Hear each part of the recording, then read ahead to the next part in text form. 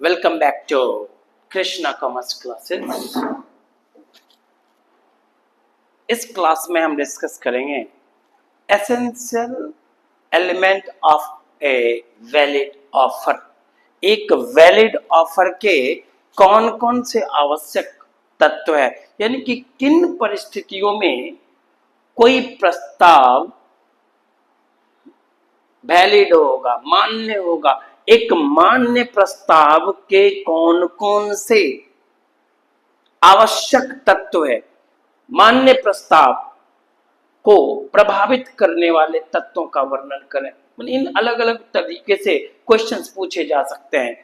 Essential elements of a valid offer, essential of a valid offer. यदि हम बात करें एक वैलिड ऑफर के बारे में, तो ये कहा जा सकता है कि सबसे पहले किसी भी वैलिड ऑफर के अंतर्गत लीगल रिलेशन का होना निहायत जरूरी है। जब तक किसी भी वैलिड ऑफर के अंतर्गत लीगल रिलेशन नहीं होगा तो ऑफर वैलिड नहीं होगा। किसी भी वैलिड ऑफर के अंतर्गत लीगल रिलेशन होना चाहिए, अर्थात जो ऑफर किया जाना चाहिए वो पूरी तरह से वैध हो, लीगल हो। इलीगल तरीके से अगर कोई ऑफर किया जा रहा है या यदि किसी ऑफर का प्रतिफल कंसीडरेशन इलीगल प्रवृत्ति का है तो ऑफर लीगल नहीं होगा, यानी कि उसमें उस अनुबंध में लीगल रिलेशन क्रिएट नहीं होता। जब किसी अनुबंध में लीगल रिलेशन क्रिएट हो, यानी ऑफर ऐसा हो जिससे दो पक्षकार के बीच में वैधानिक संबंध स्थापित हो, तो उसे कहते हैं लीगल रिलेशन क्रिएट होना। यदि बिहार में शराब प्रतिबंधित है तो एक्स ने वाई को शराब बेचने का ऑफर किया, यहां पर मिस्टर एक्स द्वारा मिस्टर वाई के साथ इलीगल रिलेशन स्थापित किया जा रहा है, इसलिए ये ऑफर वैलिड नहीं होगा, क्योंकि ये लीगल रिलेशन क्रिएट नहीं कर रहा है, ये इलीगल रिलेशन क्रिएट कर रहा है। खास करके हमारे बिहार के संदर्भ में हम बात कर रहे हैं नेक्स्ट पॉइंट का, सर्टेन, डेफिनेट एंड नोटेबल। एक ऑफर जिसमें निश्चितता हो अंडर सेक्शन 26 तो सेक्शन 30 एंड सेक्शन 56। सेक्शन 26 से सेक्शन 30 तथा सेक्शन 56 जो कि वाइड कॉन्ट्रैक्ट के बारे में बताता है, तो उसमें जो कहा गया है कि अनिश्चित प्रवृत्ति का कोई भी अनुबंध व्यर्थ होगा। अस्पष्टता के अभाव में किए गए कोई भी अनुबंध व्यर्थ होगा। अनिश्चित प्रवृत्ति का अनुबंध व्यर्थ होगा। यहाँ पे सर्टेनिटी होना चाहिए, डेफिनेट होना चाहिए, स्पष्ट होना चाहिए, तभी वो अनुबंध वैलिड होगा। तो अनुबंध वैलिड होने के लिए क्या हो, ऑफर भी।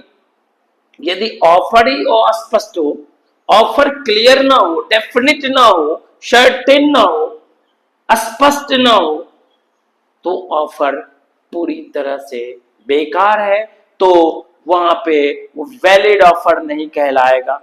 कम्युनिकेशन टू ऑफरी, ऑफरी जो व्यक्ति ऑफर दे रहा है उसको कहते हैं ऑफरर। जो व्यक्ति ऑफर प्राप्त करता है उसे हम कहते हैं ऑफरी, ऑफर प्राप्त करने वाले। यानी कि उसको प्रॉपर तरीके से कम्युनिकेट किया जाना चाहिए। ऑफरी को प्रॉपर तरीके से कम्युनिकेट किया जाना चाहिए। कम्युनिकेशन आमतौर पे 3 तरीके से किया जा सकता है। पहला ओरल कम्युनिकेशन, वर्बली। दूसरा रिटेन कम्युनिकेशन। तीसरा by gesture and posture, facial expression. तो फेशियल एक्सप्रेशन से हम कम्युनिकेट कर सकते हैं, ओरली कम्युनिकेट कर सकते हैं, लिखित में कम्युनिकेट कर सकते हैं। आमतौर पे ऑफर को कम्युनिकेट किया जाना जरूरी है ताकि सामने वाले उसी लहजे में उस बात को समझ सके जिस लहजे में ऑफरर द्वारा कहा गया है, ऑफरर द्वारा जो ऑफर दिया गया है, उस ऑफर को सामने वाले द्वारा यानी कि ऑफरी द्वारा उसी सेंस में समझा जाना चाहिए, तभी ये कहा जा सकता है कि ऑफर का प्रॉपर कम्युनिकेशन हुआ है। अर्थात ऑफर लिखित में हो सकता है, मौखिक में हो सकता है, या भाव भंगिमा हाव भाव के माध्यम से, बिहेवियर के माध्यम से हो सकता है। With a view to obtaining the assent of the party, offer जो है जब भी ऑफर किया जाना चाहिए इस उद्देश्य से किया जाना चाहिए, ऑफर कभी भी इस उद्देश्य से किया जाना चाहिए ताकि दूसरे पक्षकार अर्थात ऑफरी द्वारा उसकी सहमति दी जा सके। ऑफरी के द्वारा सहमति दिए जाने के उद्देश्य से ऑफर किया जाना चाहिए। ऑफर करने का उद्देश्य ऑफरी द्वारा सहमति प्रदान किया जाना होना चाहिए, यानी कि with a view to obtaining the assent of the other party, offer देने का उद्देश्य ऑफरी द्वारा असहमति प्रदान किया जाना नहीं होना चाहिए, यानी कि एक निश्चित उद्देश्य की प्राप्ति के लिए, एक निश्चित सहमति की प्राप्ति के लिए ऑफर ऑफरी को दिया जाना चाहिए। आमतौर पे ऑफर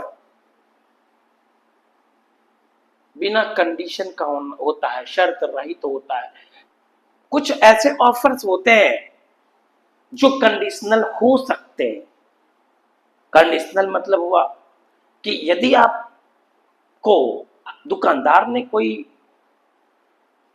सामान बेचने का ऑफर किया है कि आप ये खरीद लो, आपके लिए ये फिट बैठेगा, लेकिन वो कहता है कि हम ऑनलाइन पेमेंट नहीं लेते हैं, दिस इज कंडीशनल।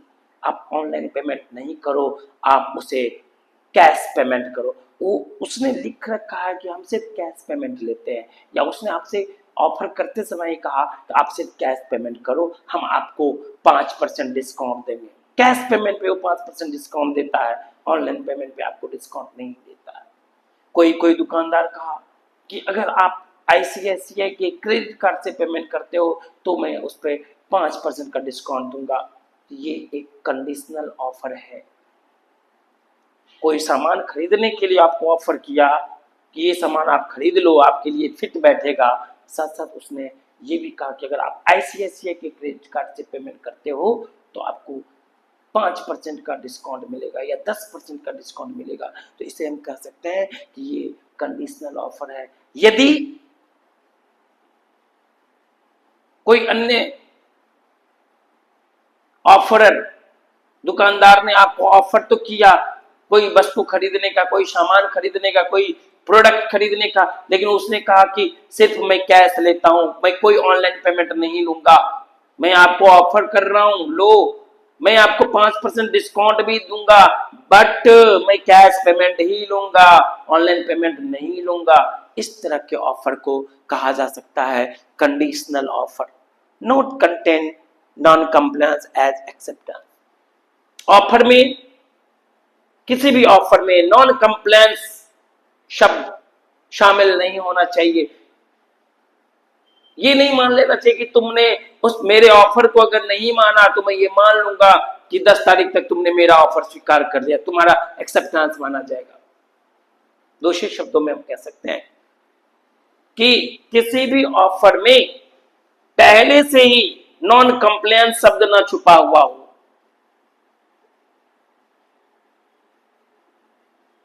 यानी कि एक ऑफरर द्वारा ऑफर देते समय ये नहीं कहा जाना चाहिए कि यदि तुमने 10 तारीख तक मेरे इस ऑफर को नहीं माना, 10 तारीख तक तुमने इस ऑफर का कोई रिप्लाई नहीं दिया, यदि तुमने 10 तारीख तक मेरे इस ऑफर का कोई रिप्लाई नहीं दिया तो मैं ये मान के चलूंगा कि तुम्हें मेरा ऑफर मंजूर है, अर्थात एक्सेप्ट है, तुमने अपना एक्सेप्टेंस दे दिया। यदि ऑफरर द्वारा ऑफरी से ये कहा जाता है कि मैं तुम्हें अपना प्रोडक्ट बेचने का ऑफर करता हूं और तुम्हारे पास 10 तारीख तक का समय है, अगर तुमने 10 तारीख तक कोई रिप्लाई नहीं दिया, तो मैं ये मान लूंगा कि तुम्हें मेरा ऑफर मंजूर है, तुम मेरे ऑफर को एक्सेप्ट कर लियो, यानी कि उसने एक्सेप्टेंस दे दिया। ऐसा नहीं हो सकता कि ऑफरर ने ही खुद को ऑफर भी दे दिया, ऑफरर ने ही खुद से ऑफर भी दे दिया और उसी ऑफर में उसने एक्सेप्टेंस शर्त भी जोड़ दिया। ऐसा नहीं हो सकता कि ऑफरर ने खुद ऑफर भी दिया और एक डेट दे दिया कि अगर तुम उस डेट तक कोई रिप्लाई नहीं देते हो तो ये मैं मान लूंगा कि तुमने मेरे ऑफर को एक्सेप्ट कर लिया है। ये ऑफर में कभी भी नहीं होना चाहिए। नॉन कंप्लायंस यानी कि कोई जवाब नहीं दिया, कोई जवाब ऑफर का नहीं देना एक्सेप्टेंस नहीं माना जा सकता। खास करके अगर मिस्टर ए ने मिस्टर बी को अपना घोड़ा बेचने का प्रस्ताव दिया और मिस्टर ए ने बी से कहा कि अगर 10 तारीख तक तुम मेरे इस प्रस्ताव का कोई जवाब नहीं देते हो तो ये मैं मान लूंगा कि तुम्हें मेरा प्रस्ताव मंजूर है, अर्थात तुम मेरे प्रस्ताव को स्वीकृति दे दिए हो। तो ये ऑफर नहीं माना जाएगा, क्योंकि ऑफर में ही एक्सेप्टेंस भी डाल दिया ऑफरर ने बड़े चालाकी से। ऑफर स्पेसिफिक भी हो सकता है, जनरल भी हो सकता है। स्पेसिफिक ऑफर जैसे मॉल के द्वारा आपको मैसेज आता है, बाटा से आपको मैसेज आता है कि ये ऑफर आपको है, यानी कि आप एक विशिष्ट, एक स्पेसिफिक कस्टमर हो, स्पेशल कस्टमर हो, विशिष्ट उपभोक्ता हो, इसके नाते आपको जो ऑफर दिया जाता है एक सर्टेन डिस्काउंट पे, वो किसी खास व्यक्ति को दिया जाता है, उसको कहते हैं स्पेसिफिक ऑफर। एक होता है जनरल ऑफर, वो ऑफर सबके लिए।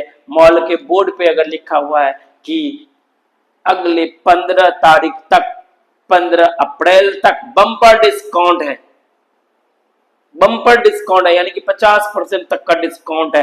ये जो 50% का डिस्काउंट है ये जनरल ऑफर, ये सबके लिए है। यदि पब्लिक एज होल, सभी पब्लिक को, सामान्य नागरिक को, सामान्य लोगों को आमतौर पे अगर कोई ऑफर किया जाता है तो उसे हम जनरल ऑफर कहते हैं। तो ऑफर स्पेसिफिक भी हो सकता है, जनरल भी हो सकता है, ऑफर एक्सप्रेस भी हो सकता है, इंप्लाइड भी हो सकता है। एक्सप्रेस ऑफर मतलब हुआ कि ऐसा ऑफर जो पूरी तरह से स्पष्ट करके या तो लिखित में या मौखिक में दिया गया हो तो उसे कहते हैं एक्सप्रेस ऑफर। इंप्लाइड ऑफर, सांकेतिक रूप से अगर कोई ऑफर किया जाता है तो उसे कहते हैं implied offer.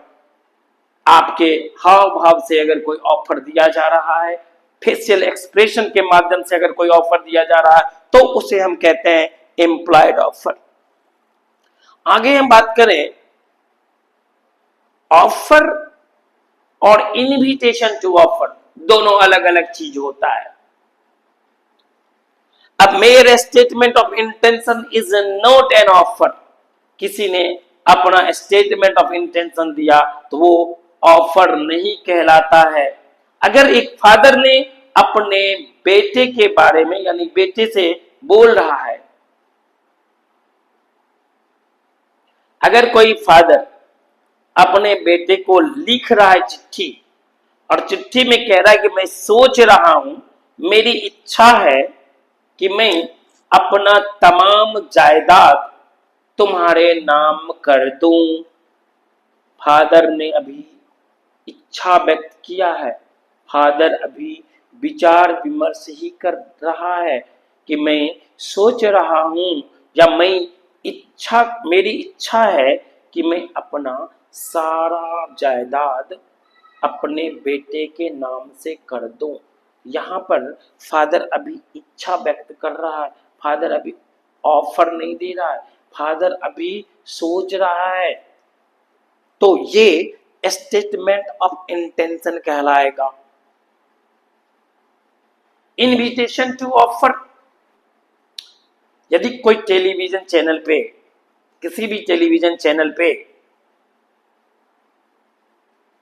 Superstar Amitabh Bachchan या सचिन तेंदुलकर के द्वारा किसी प्रोडक्ट का एडवर्टाइजमेंट किया जा रहा है तो वो ऑफर नहीं है, वो इनविटेशन टू ऑफर है। किसी दुकानदार के द्वारा उसके दुकान में उसके प्रोडक्ट पे, प्रत्येक प्रोडक्ट पे उसका प्राइस लिखा है 40 रुपए, 100 रुपए, 200 रुपए, 500 रुपए, प्रोडक्ट पे टैग लगा है, प्राइस लिखा हुआ है, टंगा हुआ है, ये ऑफर नहीं है, ये इनविटेशन टू ऑफर है। ये एक तरह से इंफॉर्मेशन मात्र है। कोई इंफॉर्मेशन, कोई भी इंफॉर्मेशन ऑफर नहीं होता। प्रोस्पेक्टस एंड एडवर्टाइजमेंट, जब कोई कंपनी शेयर इशू करती है, वहां पे वो कंपनी प्रोस्पेक्टस इशू करती है। उस प्रोस्पेक्टस में शेयर के बारे में, जो इशू न्यू इशू होने वाला है उसके बारे में तमाम जानकारियां निहित तो होता है। वो तमाम जानकारियां निहित तो होने के साथ साथ उस पर लिखा रहता है इनविटेशन टू ऑफर। ये ऑफर नहीं है, ये इनविटेशन टू ऑफर है। यानी कि ये कहा जा सकता है कि एक ऑफर के अंतर्गत मेयर स्टेटमेंट ऑफ इंटेंशन शामिल नहीं होता। Invitation to offer is not an offer, a mere of information. मात्र इंफॉर्मेशन ऑफर नहीं होता, सूचना दे देना यह ऑफर नहीं है। By issue of prospectus is not an offer, advertisement is not an offer, these all are known as generally invitation to offer, not an offer। तो ये था essential elements of a valid offer। हम next class में discuss करेंगे the concept of acceptance and essential elements of acceptance। Thank you।